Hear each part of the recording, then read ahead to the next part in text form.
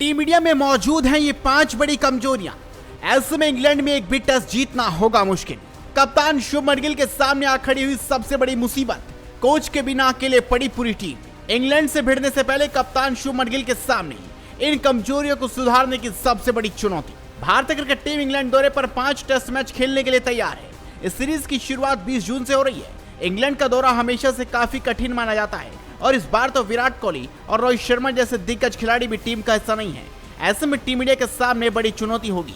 इस खबर में हम आपको 5 ऐसी कमजोरियों के बारे में बताने जा रहे हैं जो आगामी इंग्लैंड दौरे से पहले टीम इंडिया के लिए सरदर्द बनी है। पहली कमजोरी, जसप्रीत बुमराह पर पूरी टीम निर्भर। ऑस्ट्रेलिया में बुमराह पर भारत की निर्भरता साफ दिखाई दी।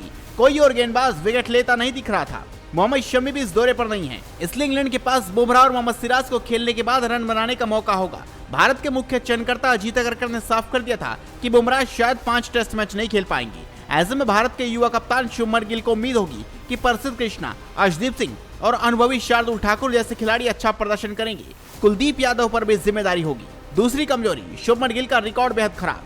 भारत के नए कप्तान शुभमन गिल का घर के बाहर बल्लेबाजी रिकॉर्ड सवालों के घेरे में है। टेस्ट क्रिकेट में गिल का औसत 35 है, जो इतनी मजबूत बल्लेबाजी लाइनअप वाले देश के लिए पर्याप्त नहीं है। स्विंग होती गेंद के खिलाफ उनकी कमजोरी भी जग जाहिर है। गिल को कप्तानी में पदोन्नत करने पर कई पूर्व क्रिकेटरों ने सवाल उठाए हैं, लेकिन गिल और अन्य युवा भारतीय बल्लेबाज विराट कोहली से सीख सकते हैं। 2018 में उन्होंने विराट की तरह बल्लेबाजी की। वो स्विंग और मूवमेंट का सामना करने के लिए एक आदर्श उदाहरण था। 2014 में कोहली की सीरीज भयानक रही थी। उन्होंने अपनी 10 पारियों में सिर्फ 134 रन बनाए थे, लेकिन वो 2018 में इंग्लैंड में एक अलग बल्लेबाज बनकर आए और 2 शतकों और 3 अर्धशतकों सहित 593 रनों के साथ टेस्ट सीरीज में सबसे ज्यादा रन बनाने वाले खिलाड़ी बने। तीसरी कमजोरी, स्विंग के सामने होती है दिक्कत। इंग्लैंड में बल्लेबाजी करने का पुराना तरीका सरल है, इंतजार करो, लेकिन भारतीय इंतजार करने में उतने अच्छे नहीं है, खासकर जब गेंद स्विंग हो रही हो। स्विंग के सामने उनका संतुलन बिगड़ जाता है।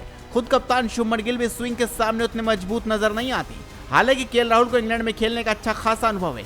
केएल राहुल भारतीय टीम में सबसे अनुभवी बल्लेबाज भी है और वो यशस्वी जायसवाल के साथ मिलकर उस सफलता को दोहराना चाहते हैं। चौथी कमजोरी, फील्डिंग में भी रखना होगा ध्यान। खराब बल्लेबाजी के अलावा भारतीय क्रिकेटरों को खराब फील्डिंग की समस्या भी रही है। वो आसान कैच टपका देते हैं। स्लिप कॉर्डन के कारण भारत को इंग्लैंड में कई टेस्ट मैच गंवाने पड़े हैं। इंग्लैंड में स्लिप कैचिंग आसान नहीं होती। ड्यूक्स गेंद भी बहुत स्विंग होती है।